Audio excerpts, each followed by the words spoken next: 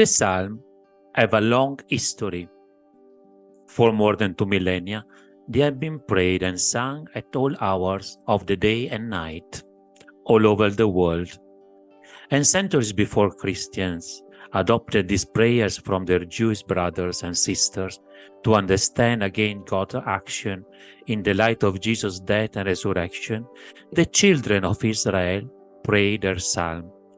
They did it to find support and hope in the struggle of life in Him, to whom the psalm in their passionate language turned, to the God of their life and of their hope. At the time of Jesus, the psalm did not primarily serve as a prayer book for the temple liturgy, although they had their place there as well. The psalms were above all a book of prayer and popular meditation. We can assume that Jesus, Mary, and the apostles, as well as the women and men who followed and listened to Jesus, knew these prayers. No book of the Old Testament is quoted so often in the New Testament as the Psalm. Therefore, some knowledge of the Psalm is probably to be presumed even among readers of the New Testament writings, at least among Jewish Christians. The book of Psalms, with its 150 psalms, was written over a long period of time. The experience of centuries are condensed in these ancient prayers. We will not be able to trace the history of their origin. In the context of this lesson, we will consider the Psalter in its final form and select some prayers as an example.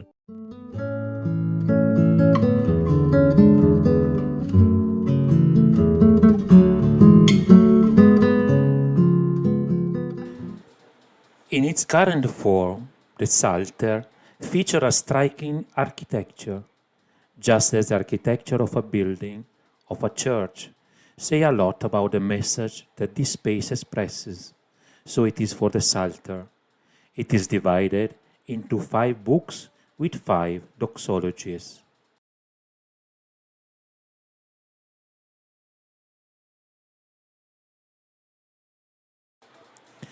Therefore, we could compare the architecture of a Psalter to a great basilica, like the one in Rome. Those who approach St. Peter's Basilica are greeted in the vestibule, where they pause briefly before entering the basilica with its 5 naves. Psalm 1 and 2, as the vestibule of the Psalter, welcome the faithful with a warm greeting. Blessed is the man. The Beatitudes at the beginning of the Psalm 1 and at the end of Psalm 2 carry on twofold message. The first psalm invites us to live according to the will of God, whose delight is in the law of the Lord. Psalm 2 refers to the action of the Messianic King commissioned by the God of Zion to put an end to the chaos of the nations afflicted by violence and war, and to give them a rule of life, synthesized to live a life according to divine instruction and attentive to the action of God through His Messianic King.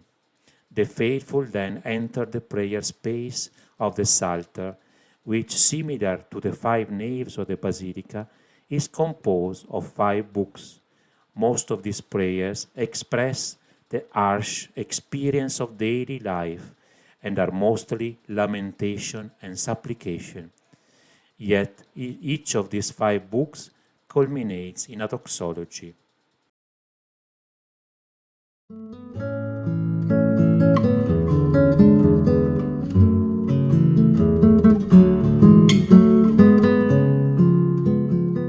The Psalter, striking arrangement in 5 books, makes explicit reference to the Pentateuch, the 5 books of Moses.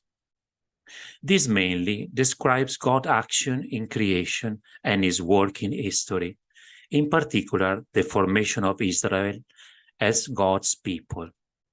Thus, while the Torah focuses on God's action towards His people, the 5 books of the Psalms focus on Israel's response. The Psalms are Israel's response to God's previous action, which can be experienced not only in the great history of God's people, but also in the life of individual believers. Praying the Psalms, therefore, means entering into a relational space, into a space of conversation that transcends generation and at the same time connects them in a community of prayer with God and with each other.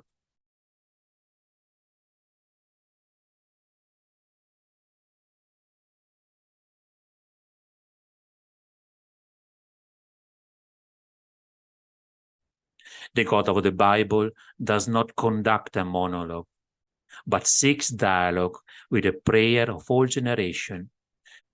It invites them to answer, even to be themselves in answer, and thus unites them in a great community of journey and destiny that transcends space and time.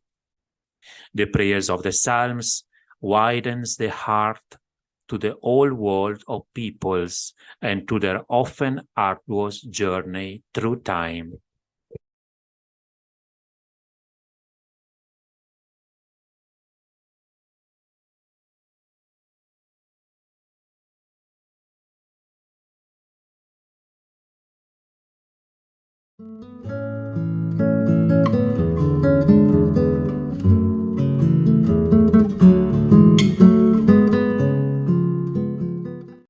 The response of the person praying to the divine action or non-action that is heard in the Psalms embraces the whole of life, victories and defeats, hopes and disappointments, time of starting again full of enthusiasm, but also times of collapse and crisis in which all hope have disappeared. Not infrequently, prayer becomes a cry for help addressed to God, who has hidden his faith and is invoked in his absence. How long, Lord, will you forget me? Will it be forever? How long will you hide your face from me?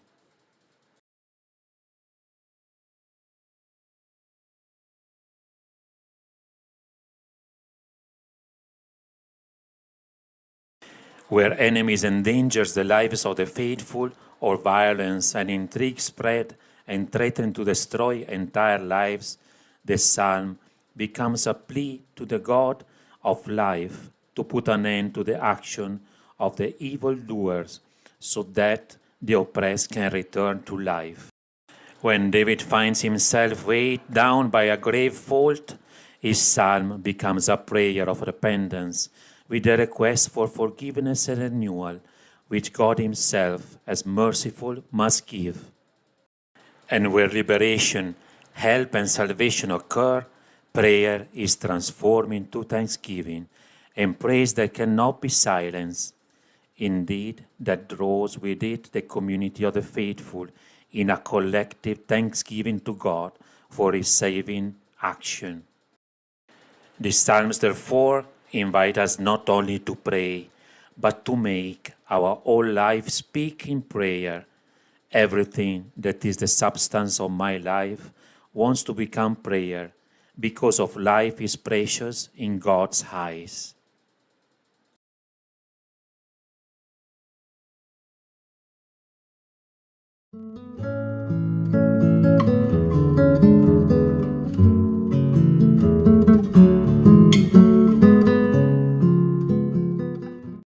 Jewish tradition refers to the psalm as the book of praise.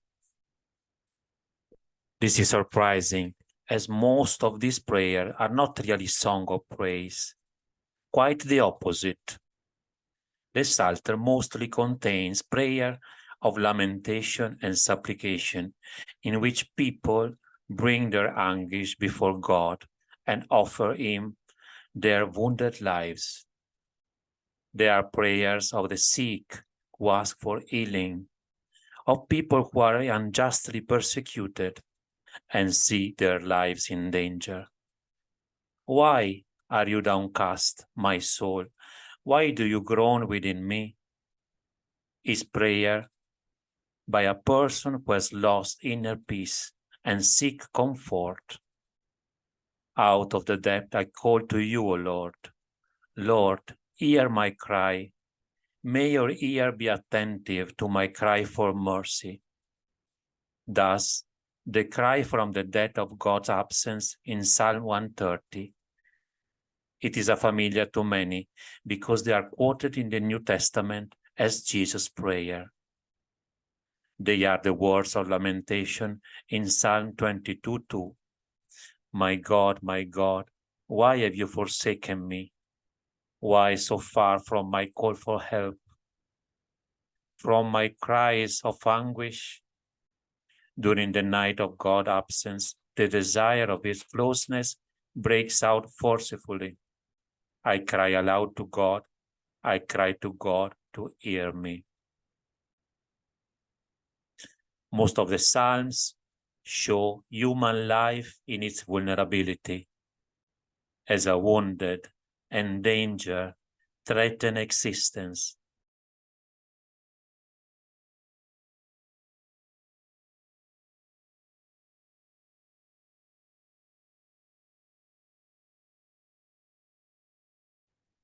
The psalmist know the anguish and trembling heart of man.